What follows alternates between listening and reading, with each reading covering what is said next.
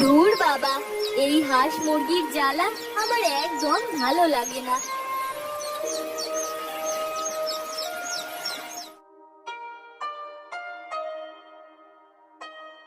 কিরে মা, তাড়াতাড়ি খা, আমাকে তো আবার তাড়াতাড়ি মোড়ল মশাইয়ের বাড়িতে যেতে হবে।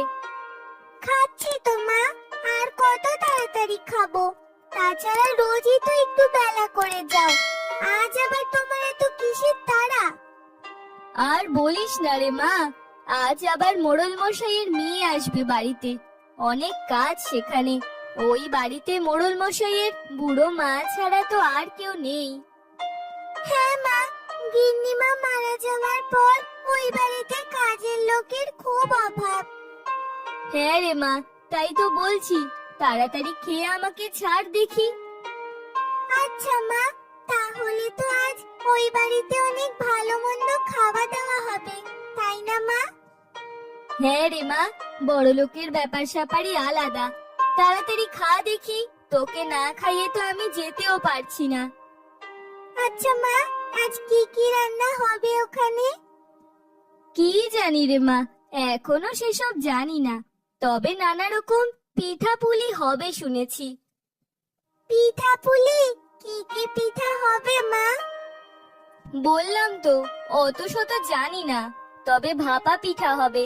মোড়ল মশাইয়ের মেয়ের ভাপা পিঠা অনেক পছন্দ। তাই নাকি? ভাপা পিঠা, ওটা তো আমারও অনেক পছন্দ। ও মামা, আমার জন্য ভাপা পিঠে আনবে মা? মারে, কি করে আনবো বল, আমি তো ওখানে কাজ করি, আমাকে কি আর ওরা পিঠে খেতে দেবে? যাগে, তোর তো খাওয়া হয়ে গেছে, যা হাত মুখ ধুয়ে আয়, আমিও কাজগুলো সেরে রওনা হই ওই বাড়ি। এই কথা বলেই জাহানারা কাজ সেরে রওনা হলো মোড়ল মশাইয়ের বাড়িতে।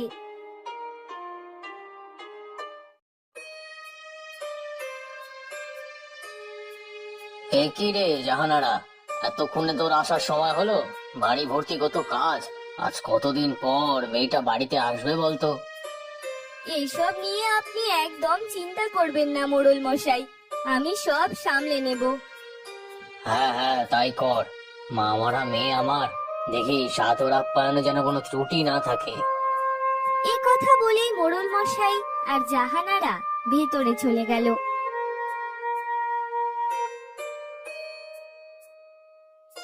কই রে জাহানারা, এসেছিস? এই তো চাচিমা, চলে এসেছি। এবার শুধু আপনি বলুন কি কি করতে হবে। সেসব পরে হবে খন, যা দেখি আগে ঢেকিতে গিয়ে চালগুলো গুঁড়ো করে আন। আমিও দেখি ছেলেটাকে বলে কাউকে দিয়ে গাছ থেকে নারকেলগুলো পাড়া যায় কিনা। হ্যাঁ চাচিমা, তাই যান। আর হ্যাঁ, বাজার থেকে ভালো পাটালি গুঁড়ো আনাতে হবে। সেসব আমি দেখছি, তুই আগে যা দেখি, গিয়ে ঢেকি থেকে চালগুলো গুঁড়ো করে আন।